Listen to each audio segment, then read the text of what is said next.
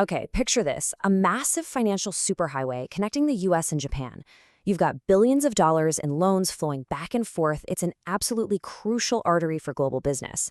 But just like any real highway, this one has its own rules of the road, its own tolls, and yeah, even its own patrol officers. Today, we're going to be the GPS, navigating the very specific tax rules for interest payments on that superhighway. So let's just dive right in with the big question. A US company lends a bunch of money to a Japanese company. Simple enough, right? But when that Japanese company starts paying the interest back, how much tax does Japan get to skim right off the top? It's a straightforward question, but the answer, the starting number, is probably a lot higher than you think. There it is, over 20%. Yeah, you heard that right. Without any kind of special agreement in place, Japan's own laws require the Japanese borrower to withhold 20.42% of every single interest payment and send it straight to their tax authorities. I mean, that is a huge financial barrier, a massive toll booth right at the start of our superhighway. To understand how we can get around a barrier like that, we first have to understand the barrier itself, right? This is Japan's domestic law. It's the default setting. You can think of it as that mandatory toll booth that every single payment has to pass through before any special exemptions, like a tax treaty, can even come into play. So let's break that 20.42% down. It's actually a 20% national tax plus a special 0.42% reconstruction surtax. Now, the really crucial part here is that this tax is applied to the gross interest payment. That means no deductions for expenses, nothing. It's just a straight cut off the top. And the responsibility? It falls on the Japanese company paying the interest to withhold that cash and send it to the government. So, how in the world do you get past that 20% toll? Well, this is where the US-Japan tax treaty rides in to save the day. And it's not just some small discount. It's a total game changer. The treaty essentially blasts open a high-speed, completely toll-free express lane on our financial superhighway. And just look at the power of this thing. It is night and day. We go from a pretty painful 20.42% tax right down to zero, a complete and total elimination of the withholding tax at the source. This is what makes cross-border lending between the US and Japan not just possible, but incredibly efficient. It lowers the cost of borrowing and directly fuels more investment.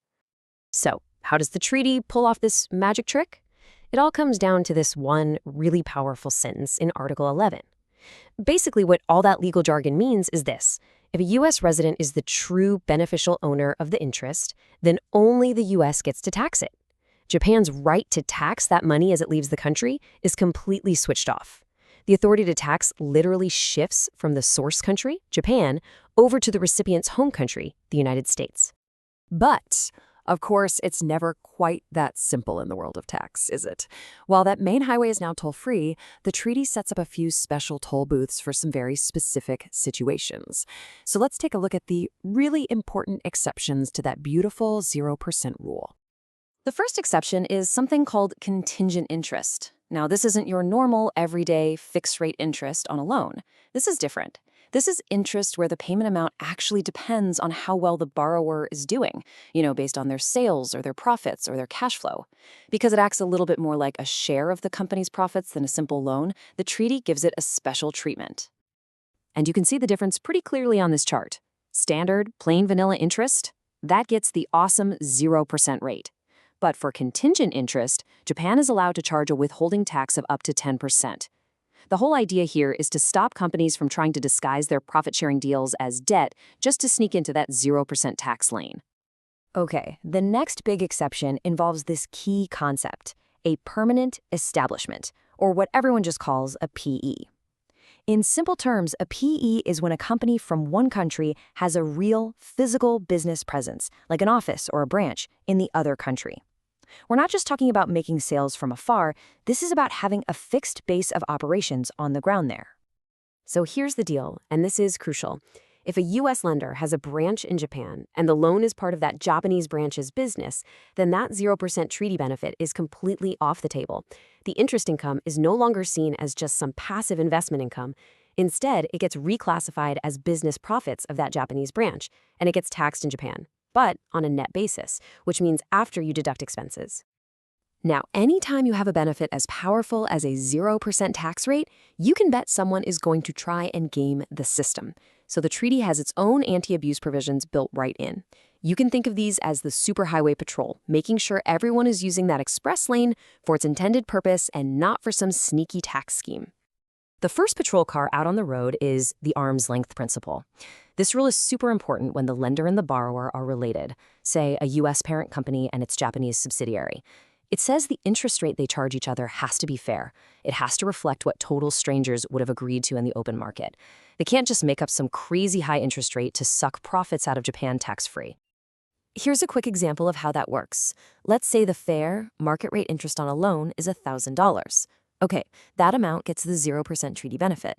But what if the Japanese subsidiary pays an extra $500 on top of that?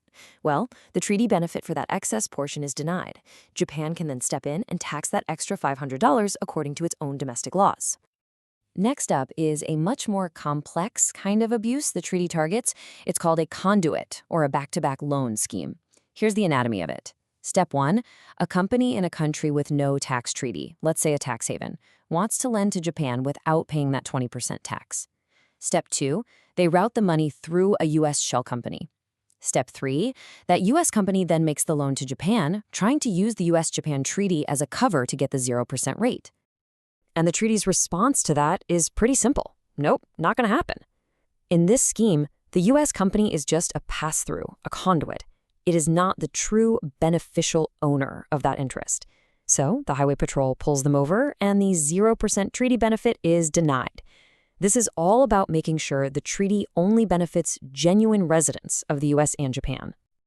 So, after navigating the main highway, the special toll booths, and the Highway Patrol, you can really start to see the whole system. It's this delicate balancing act, right? It's designed to slash barriers and encourage investment, but at the same time, it's carefully constructed to prevent abuse. Let's see how that works in the real world. So, what's the practical takeaway here? If you actually want to use this treaty, what do you need to do? It really comes down to a clear 3-step process. First, the U.S. lender has to prove it's a real U.S. resident by getting a certificate from the IRS. Second, they have to file the right paperwork, a relief form, with the Japanese tax authorities. And third, they've got to make sure their deal is structured cleanly to avoid all those exceptions we just talked about. Ultimately, when you boil it all down, the treaty's entire mission is this constant balancing act between 4 key goals. You've got promoting investment, avoiding double taxation, preventing tax evasion, and providing certainty so businesses can plan and operate with confidence. Which leaves us with one final big picture question. Is this whole intricate system a powerful tool for global growth, or is it a complex playbook for tax avoidance? The truth is, the answer isn't simple, and finding that perfect balance between encouraging investment and preventing abuse, well, that remains one of the biggest challenges for governments all over the world.